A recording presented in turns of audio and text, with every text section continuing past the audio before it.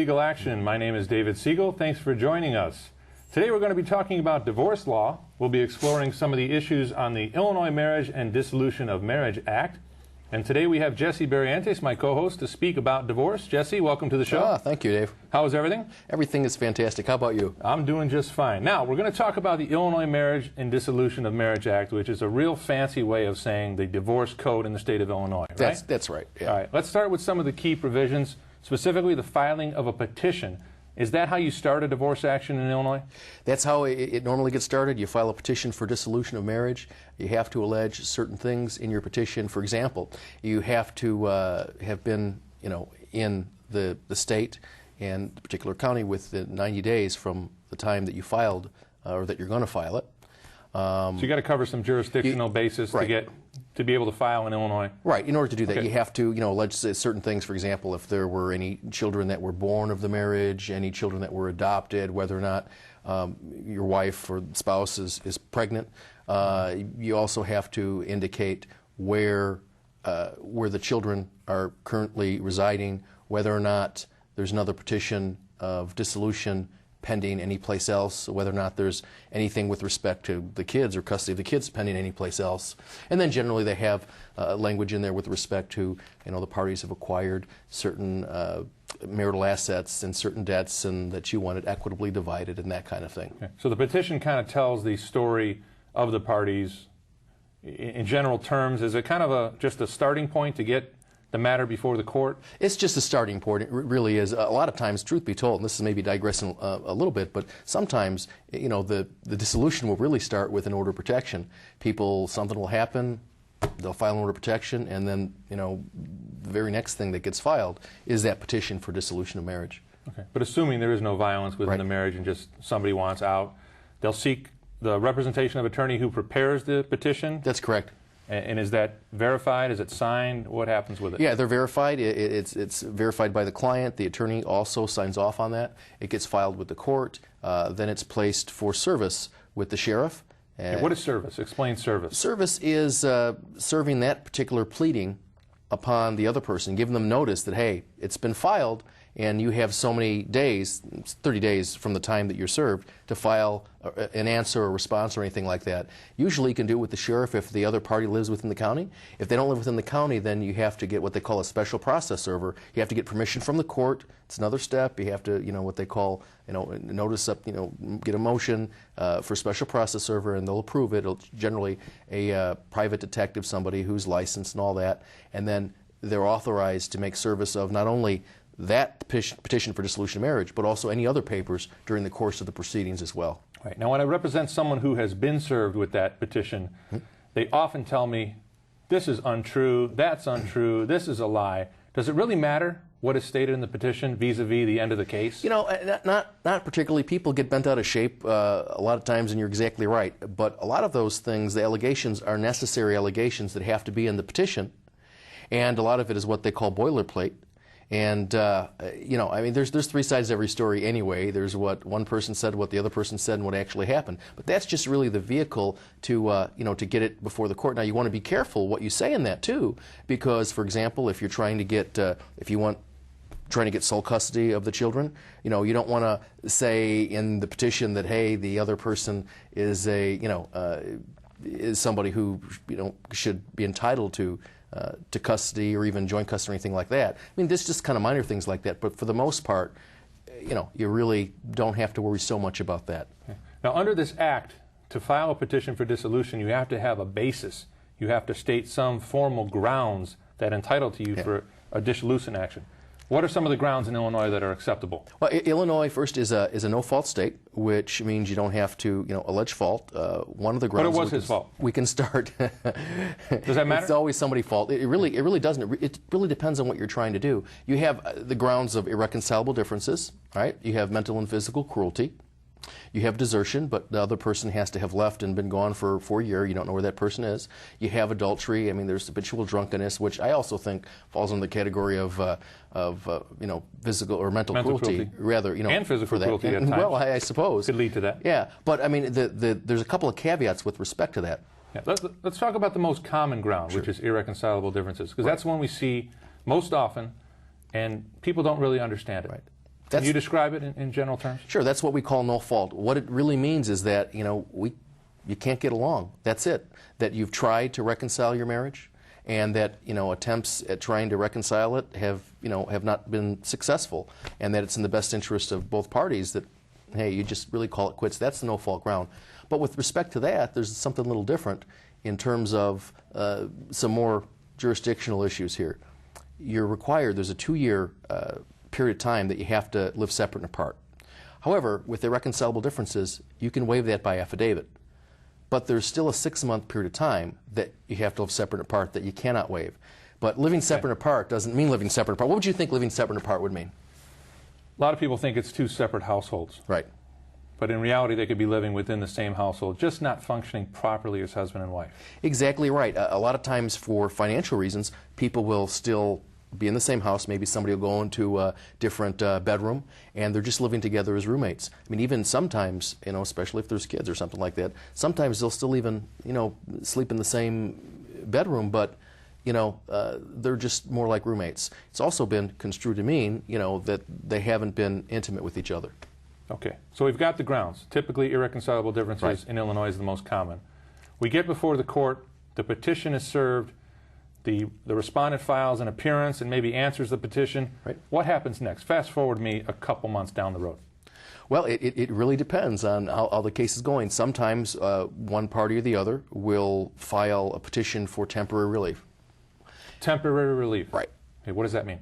That means that usually it means that, hey, I need some support, that maybe one person has moved out or he stopped making payments on the mortgage or stopped contributing to the marital expenses or the marital debt or anything like that, and I cannot handle the household and manage those things without contribution from that person. Also child support, because if the other person's gone and the children are with me, and let me make this one thing clear too, just for everybody out there, you have an obligation to pay child support. Some people don't want to pay it. Okay, but if that's your child, okay, forget about the legal ramifications for that, and you're required to do that. But you know what? You do have a moral obligation. That's your child. You have a responsibility to take care of that child. I think that's pretty straightforward. You find people coming into your office who do not want to pay child support? Some people, yeah. Some people don't want to pay, or they don't want to pay what the statutory guidelines are. Some people get in arrears in child support, and sometimes things happen, and that's understandable. But the kid should come first above anything else. Yeah, child support, I'm seeing a lot of people who understand that concept and understand the realization that they have to pay it. What I'm seeing recently are people coming in with pensions and profit sharing that they thought were going to be free and clear because they were in their own separate account. They didn't realize that was in fact marital property earned during the marriage that can be claimed to by the other party. Anything, and you bring a good point. As a general rule, and I say this is a general rule because there's really no absolutes there, anything acquired during the course of the marriage is marital property. And that's true with debts, too. Any debt that's acquired is marital debt as well. And it's subject to what they call equitable distribution. And, that could be 50-50, that could be 60-40, or any other combination in between. There's a lot of factors that are kind of considered, when they look at that. Well, the only exception to the debt issue would be if it was a dissipation of a marital asset. For example, a debt used for a girlfriend or a boyfriend, or just that had nothing to do with the marriage, right? Or if I knew that, hey, the marriage was over, and I thought, heck, okay, I know that she's going to be responsible for that. I'm just going to go charge up the credit cards and go to the gambling boat or something like that. Obviously, yeah, that's a problem. And what that means in terms of dissipation, it means you're using a marital asset for something that doesn't benefit the marital estate. Okay, let's move around a little bit. We've got one of the biggest issues under the Act is custody, which is Section 602 of the Act. Everybody's concerned about custody when they have minor children. How is custody determined? Well, generally, what will happen is if there's a dispute between custody, if one person wants it and the other person wants it, there's a couple different kinds. There's sole custody and there's joint custody, and there's a little variation on that, which is just really in limited, very special, unique circumstances, which would be joint residential custody. Let me start first just by explaining the terms for the folks at home.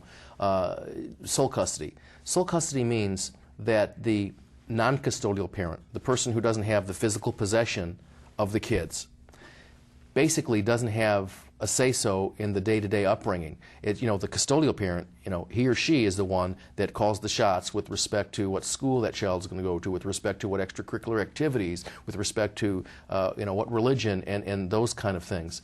Very important. So sole custody has to do with decision-making, right, not with the ability to go anywhere throughout the country with the child because you have sole custody, correct? That's correct, and we probably need to in a moment, talk about that. That's a misnomer that's out there. Well, They feel if they don't have custody, right, they don't have any control or say on where the child goes throughout the country with the mother or father. And that's not true. Just on kind of a side point before we talk about joint custody, in a situation like that, the custodial parent, the person who has physical possession of the child, is required to file an action with the court for removal.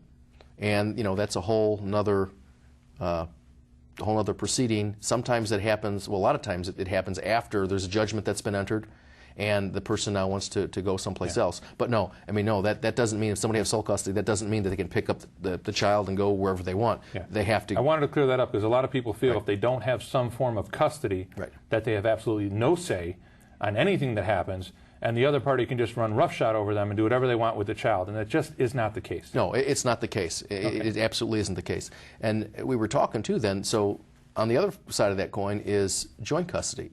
Now, joint custody means that the person who does not have physical possession of the children has a say-so in the upbringing of the children, has a say-so in the extracurricular activities. Can go to the parent-teacher conferences. In fact, it's encouraged, but it's only for people who can get along. Okay. So joint doesn't mean that they flip the child back and forth and share equal time. No. And that's another misconception. Right, and we'll get to that in this kind of very, very special and very limited circumstances. But with respect to joint, no, it doesn't mean that at all. And it's only for people who can get along. If people can't get along, what's going to happen is that the court's going to make a decision, and one person's going to get sole custody, and the other obviously isn't. And I'll just tell you kind of on the side here, it's better if people come to an agreement amongst themselves because they're going to feel like, hey, they've had an input and they've helped to come to that decision. If you let a judge determine what's going to happen, and it's a judge, there's no jury trial or anything, it's a judge. You have a judge who doesn't know about your situation like you know about your situation. And if you want to put, you wouldn't want to let somebody who really doesn't know. The only thing he's going to know is what is presented to him during the trial, what experts are going to say, and those kinds of things. So if you want to put your future in somebody else's decision, and you don't know what kind of decision that's going to be, then that's what's going to happen. Right. And some judges take a greater interest than others, so you really might get into a trick bag where the judge doesn't even really consider a lot of the factors involved or take the time to make a very worthy decision. Yeah, you might. All judges are different, but I'll tell you, just kind of maybe for the most part, the judges really try when it comes to the kids. But you know what? They're human. They don't know. They try to determine what the best interests of the children are. And truth be told, how could that one person know? It's just a finding by a court. Well, you mentioned that buzzword, and I think that's important. The best interests of the child. Right. That is the actual standard that the court will look to when making a custody determination. And they'll employ other people to help them with that decision. Would you like to talk about that, please? Sure. A lot of times what will happen with the court will appoint, or a party will motion before the court and say that they want what they call a 604B expert, which is an independent expert that's really the court's witness. That person is a psychologist, and they're going to look at all of the parties. They're going to interview them. They're going to give them tests. They're going to look at the kids. They're going to look at some other people, and they're going to come up with a report. And the report is going to indicate what, in their opinion, is going to be the best interest for the child or for the children. And so the court, the courts don't have to rely. If you have an expert report, a 604B report, that says that it's in the best interest of the children that they be with the wife, the court doesn't have to follow that decision. They're not bound by it. They only can take that into consideration. But a lot of times what will happen is if you have that issue, the other party can employ what they call a 604.5 expert, which is an independent expert who's going to do the same thing and make the determination, and then what you have is the battle of the experts, going back and forth. A lot of times, too, the court will appoint a GAL, which is a guardian ad litem, and there are many different caveats with respect to that. Basically, guardian ad litem is going to look after the best interest of the child, because here, you have your lawyer, she has her lawyer, your lawyer's looking after your best interest, her lawyer's looking after her best interest, so, you need somebody to look after the best interest of the child. Problem is, litigation is extremely expensive, and the experts are expensive, and so is the guardian ad litem, and the court is going to divide that pie up by who has the most resources. So, unfortunately, what I see a lot, even though you'd want to have a 604B expert or you'd want to have a guardian ad litem for the children, the parties really can't afford it. Okay. Well, let's say they work out custody arrangements and they don't have to go through that expense. They don't have to impose that upon the court. And they determine that in this example, that custody of the one child is going to be with the mother. Okay. Talk about Section 505, which deals with child support. How does that work vis-a-vis that custody order now? Well, in terms of how much the person is going to pay, it's going to be based upon his net pay. For one child, it's going to be 20%, for two, 28%, for three, 32%, and it kind of goes on from there. And what they look at is the net income of the payor. The payor is the person who's going to be paying the child support, and the payee, of course, is the person who receives the child support. And net income is an important calculation because a lot of times people have things coming out of their check for loans, auto payments, savings deductions, things like that. So how is net really calculated basically? Basically, I mean, you look at all the income, and then there are some allowable deductions. For example, taxes are an allowable deduction. You can deduct the insurance because a lot of times, the non-custodial parent will be required to provide health insurance for and life insurance for the minor children, or life insurance on him. Retirement can go either way because basically, as a general rule, it's not. However, if it's a mandatory retirement contribution, then it does get deductible.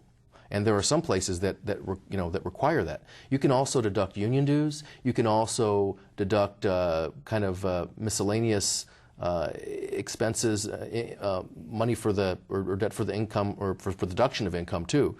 It just really depends. And I mean, that could be a lot or little depending upon the specific situation. Is overtime factored into net income? Well, sometimes what they'll do is they'll do an average and they'll look at it. But a lot of times what will happen is the marriage settlement agreement may contain a clause that says that it's based upon 20%. This is the amount the person's paying. But at the end of the year, you give your W-2s and your tax returns to your spouse, and if there's a shortfall, then you have to pay the difference. Now, what I like to see, in all fairness, that if it goes the other way, that person should be entitled to a credit. I mean, if you're going to be fair about it, it's got to go both ways. How is child support paid? Does it come directly out of the person's check, or do they make a payment directly to the spouse? How does that work? Actually, it works either way. If there's an agreement between the two of you and one person is paying the other one, then that's fine. It just has to be listed. And they have what they call an order for support, a withholding order, that there's specific things that have to be included in it. And if there's a specific agreement, it has to be attached. And generally, that's in the marriage settlement agreement. A lot of times, it goes through the state disbursement unit. And what that means is it comes out of your check, and it goes to the state disbursement unit, and then they cut a check and send it to the payee. Okay, so absent an agreement to the contrary, it's got to come directly out of the check, through the state disbursement unit, and then to the recipient. That's correct. Okay, so we've got custody, we've got child support flowing, we've got to divide up this property, don't we? We do. How is the property divided? Hopefully it's divided equitably, right? And again, that's one of those other things too in terms of agreement. It's so much better and much cheaper if people are in agreement to be able to do that. But let's say that you have a house. Okay, who's going to get the house? I mean, there's a lot of different ways to handle that. Yeah. Let's talk about a house with $100,000 worth of equity. Okay. And we have a minor child who wants to remain in the house with the mother in our example who has custody. Well, there's a lot of ways to do that. Is the father out?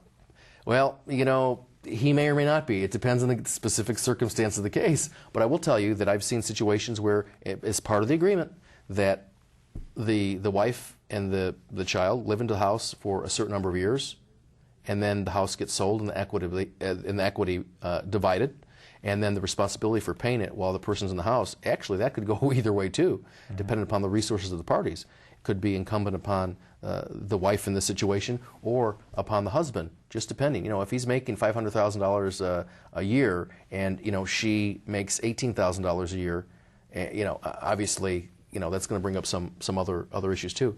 Or the house could just be listed with a realtor and sold, and the net proceeds divided 50-50, 60-40, 70-30. Well, in the example I'm posing, both parties were gainfully employed.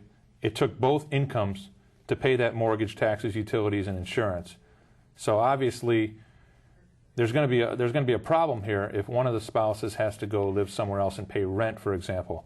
They can't maintain that house. So what's to happen here? It's going to get sold. This is a terrible time to sell. It is a terrible time to sell, and unfortunately, there's no other way. And you know what? People are, they reduce the price and try to move it, and that's really all they can do. I've even had some situations where even after the divorce, they're still living in the same house because of that financial situation that you're talking about. They can't really afford to do it. I mean, but sometimes in an ideal situation, one spouse, who wants the house maybe can buy the other person out. So either you agree to what the value is or what the equity is, or you have an appraisal or something of that nature. Sure. And that's really better, because this way you don't have to worry about, the house is going to be sold or not, and the other person comes out. But the reason why we say that too is it has to be refied, because you want, as the other person who's not going to keep the house, you want your name off of that. You don't want your name associated with the mortgage or anything else after that, because if now what's going to be your ex-spouse defaults on those payments or makes late payments, it's going to affect your credit and it's going to impact you adversely. Now say that maybe you want to buy a house now after you're divorced. Now your debt-to-income ratio is going to be messed up because you have this other house on your credit. Well, I mentioned in our example there was $100,000 worth of equity, so I think they're going to be able to lower the price and get that property sold. What I failed to mention to you is they also have $45,000, believe it or not, of credit card debt. How is that going to be handled? Well, that's going to be, remember, we talked a little bit earlier about, it's not just the assets acquired during the course of the marriage, it's the debts that are acquired during the course of the marriage that are marital debt. Sometimes parties will agree that any debt in his or her own name, they'll keep. And then with respect to the other debts, they're a portion. You said in this example that they're both making the same amount of money and then they're both employed. So I would think, probably what would happen would be that it would be divided 50-50. Would it be paid out of the proceeds of the sale? It could be. It just depends on any other arrangement. It doesn't have to be, but it could be. I've had some situations where that's exactly what it says. It says, okay, when it's sold, the net proceeds are going to pay for the marital debt, A, B, C, and D, or whatever it is, and then whatever's left after that is going to get divided between the parties, however the ratio is in this example, probably 50-50. Okay, so we got the property taken care of, we've got the debt allocated. Let's get back to the important part, which is the child. The non-custodial party, the party who does not have the day-to-day operations of that child. They want to visit, and they want to visit often. Right. What happens here? Well, there's a visitation schedule that's set out, and it's fairly detailed. Sometimes people will reserve that, which means it's just reserved. There's no schedule set out there. It's because generally people have been getting along. But I always like to just set out a schedule, because that's the minimum that you have to do. And then if they're going to change anything, they can. But at least you won't have to come back in to say, hey, this other person. And I've seen that happen a lot of times. Generally, what happens is that the non-custodial parent gets visitation, overnight visitation, every other weekend, generally from Friday through Sunday evening at some point. And it can be arrangements in terms of, hey, one person picks up and one person drops off, just depending. And sometimes I've seen it the other way, where one person picks up and drops off. What about holidays? There's so many different holidays. How does that get worked out? Holidays are worked out too the same way, and what they do is they do it in even years. For example, you may get Christmas, and in odd years the other person will get Christmas, and all the holidays are divided that way. And so each person will get a chance or a visitation or parenting time, if it's a joint parenting agreement, with the child. Now it's interesting too, because I know you're going to come into like summer vacation.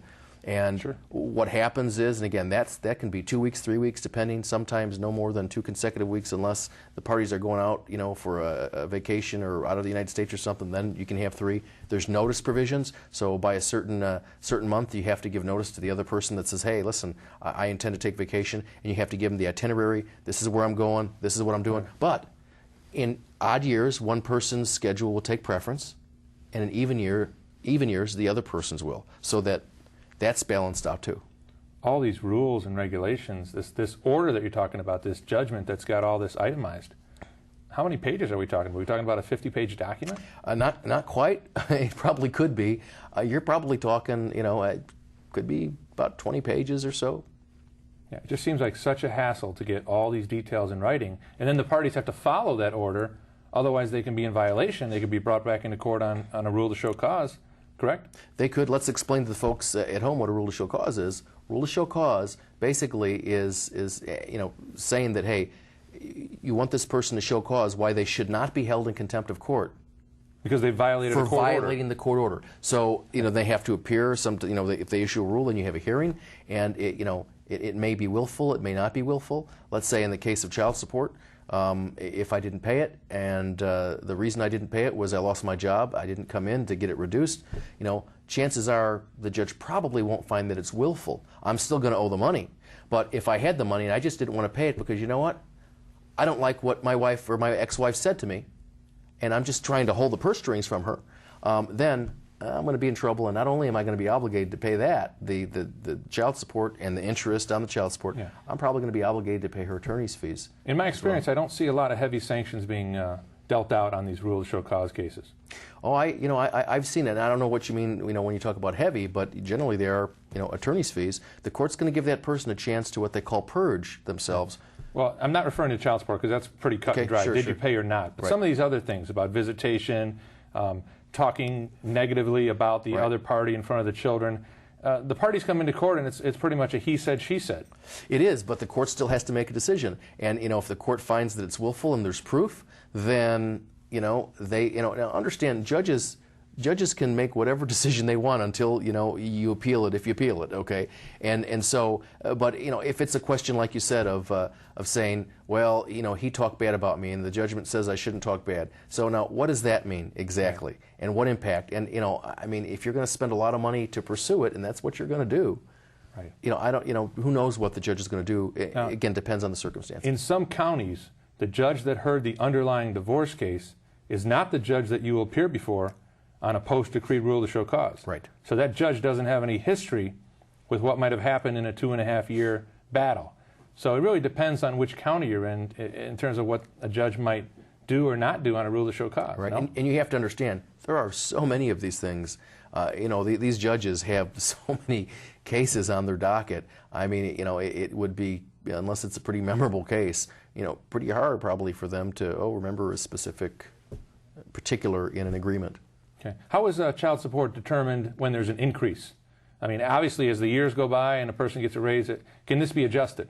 It can be adjusted. So let's say the parties are divorced. Now they're going to, I find out that, let's say I have the kids, and I find out that my wife now is an executive and she's making an extra $75,000 a year, and she's not paying child support on it.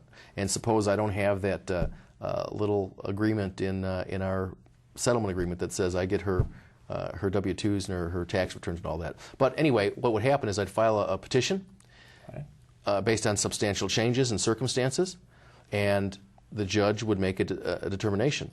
Okay, so it can be adjusted. That's the key. Yes, it sure can. Jesse, thank you. Thank you for helping me explore the different code sections of the Illinois Marriage and Dissolution of Marriage Act. I hope this has been beneficial. You've learned a lot about divorce. We'll see you next time.